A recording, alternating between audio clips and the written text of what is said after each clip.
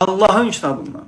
Yəni Allahın kitabını kənara qoyub kafirlərin, zındıqların, mücrimlərin kitablarını oxuyanlara elə demirsən.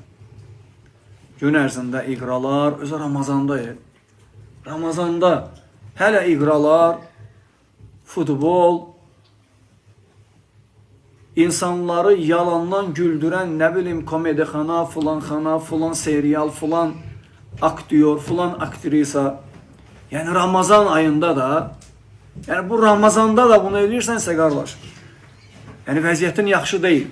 Bu o deməkdir ki, Ramazan sənə təsir eləməyib. Yəni səndə islahat nəyəkən olmaq heç başlamayıb.